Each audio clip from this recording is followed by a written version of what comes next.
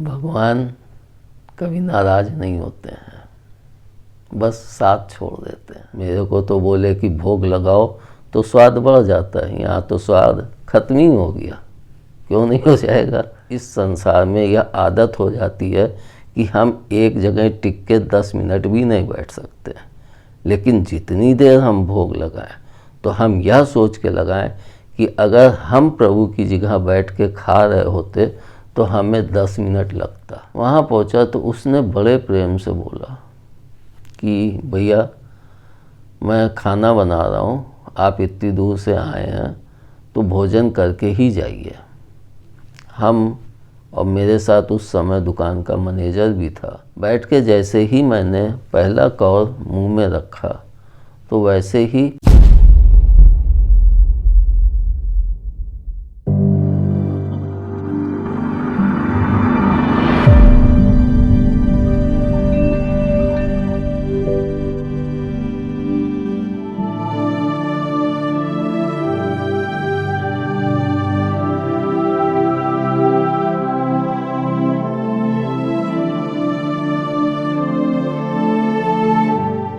जय बोले जय माता की। जय बोले जय माता की। पिताजी, एक बहन ने फोन के माध्यम से यह प्रश्न पूछा है, जिनका नाम सुरभि है।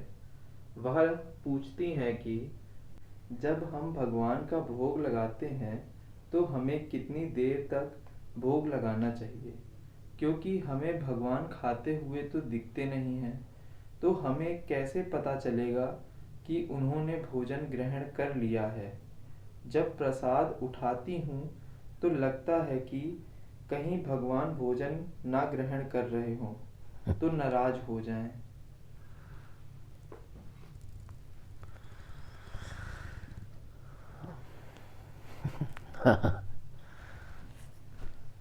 भगवान कभी नाराज नहीं होते हैं, बस साथ छोड़ देते हैं।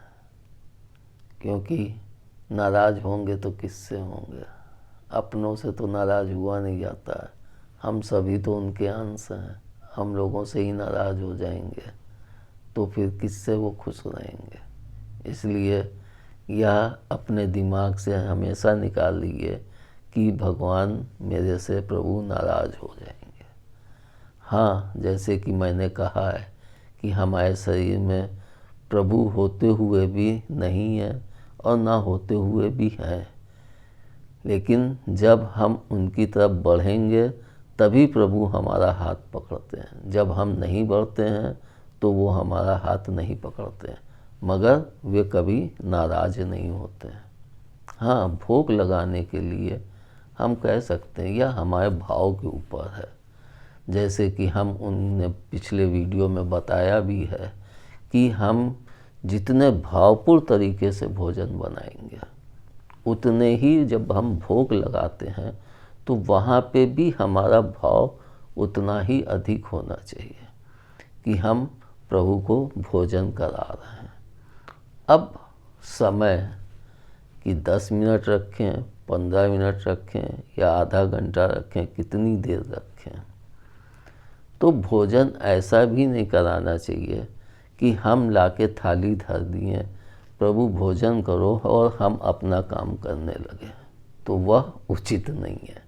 इसलिए हम जितनी भी देर भोग लगाएं तो वहाँ पे बैठ के प्रभु का ध्यान करते रहें, बल्कि खड़े हों या बैठे हों, लेकिन हमारा भाव कि प्रभु भोग लगा रहे हैं तो वह भोग में स्वाद आने लगता है, क्योंकि हमारा भाव जा रहा है प्रभु की तरफ। जैसा कि मैंने कहा है कि हमारा भाव ही मूर्ति की तरफ जाता है और टकरा के आता है, उसी तरह से हमारा भाव ही कि प्रभु भोग लगा रहे हैं। अब हम उसे 5 मिनट रखें या 10 मिनट रखें, इससे कोई फ़र्क नहीं पड़ता, क्योंकि प्रभु खाते नहीं हैं, वो सिर्फ आपके प्यार के भूखे हैं, वो आपके भाव के भूखे हैं। इसलिए यह कभी भी मन में विचार मत लाइए कि हम आधा घंटा रखे रहेंगे। अरे आधा घंटा अगर हम थाली लगा के रख देंगे तो रोटी भी सूख के खंखर हो जाएगी और वो खाने का स्वाद भी खराब हो जाएगा। तब आप ही कहेंगे कि वाह, मेरे को तो बोले कि भोग लगाओ तो स्वाद बढ़ जाता है, यहाँ तो स्वाद खत्म ही हो गया। क्यों नहीं हो जाएगा? क्योंकि दाल भी सूख गई, हल्की पपड़ी पड़ गई, सब कुछ ठंडा हो गया। इसलिए इतनी देर ना रखें कि उसको हमें खाने में या प्रभु को खिलाने में हमें कठिनाई महसूस हो। क्योंकि हम इस संसार में यह आदत हो जाती है कि हम एक जगह टिक के 10 मिनट भी नहीं बैठ सकते। लेकिन जितनी देर हम भोग लगाएं तो हम यह सोच के लगाएं कि अगर हम प्रभु की जगह बैठ के खा रहे होते तो हमें 10 मिनट लगता, तो हम 5-7 मिनट तो रख के थाली भोग लगाएं। तो जब हम अपने हिसाब से कि मेरे को इतना टाइम लगता तो प्रभु को भी इतना लगता, तो हमारा भाव ही प्रभु के भाव से मेल खाता है और वो जीवंत करता है। तो हमें जितनी भी देर लगाएं पूरे भाव से लगाएं। यह कभी ना सोचें कि प्रभु नाराज़ होंगे, लेकिन यह सोचें कि हम प्रभु को खिलाने के पश्चात जब उस भोग को ग्रहण करें तो हम उस भोग को कितना ग्रहण करेंगे, उसमें कितना समय लगेगा, उसी हिसाब से वह समय आप प्रभु के लिए भी रखिए।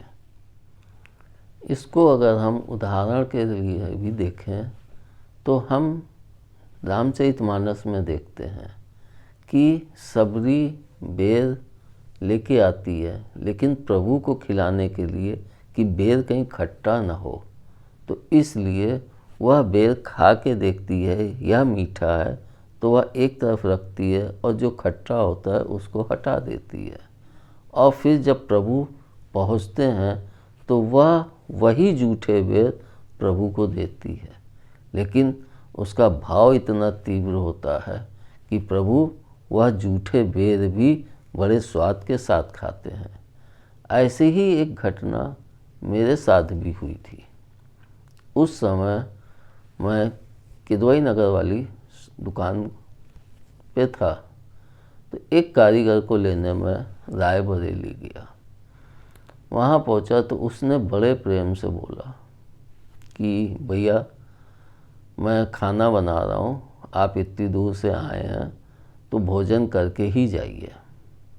हम और मेरे साथ उस समय दुकान का मैनेजर भी था, दोनों जने 1.5-2 घंटे भोजन के इंतज़ार में बैठे। वह खाना भोजन बना के लगाया। बैठ के जैसे ही मैंने पहला कौर मुंह में रखा तो वैसे ही उसमें मिट्टी की खिसखिसाहट थी। अब मिट्टी की खिसखिसाहट, लेकिन हम उसको चुपचाप खा लिए। क्यों?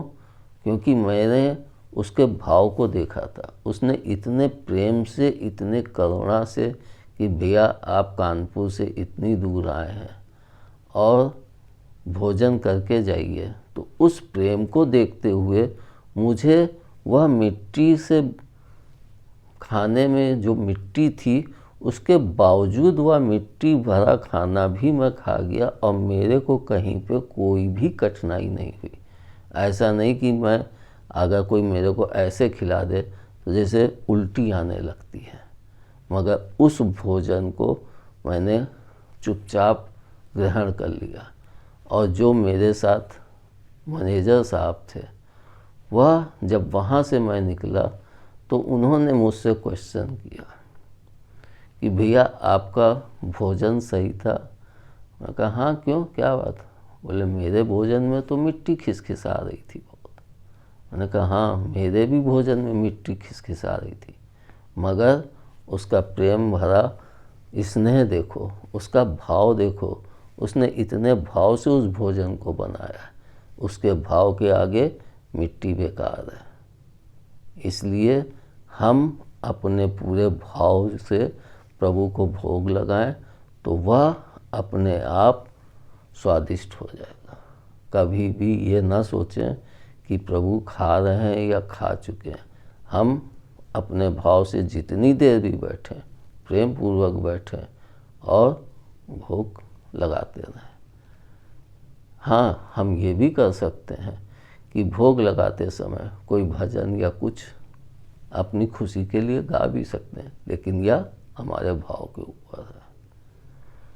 जय भोले, जय माता। जय भोले जय माता दी।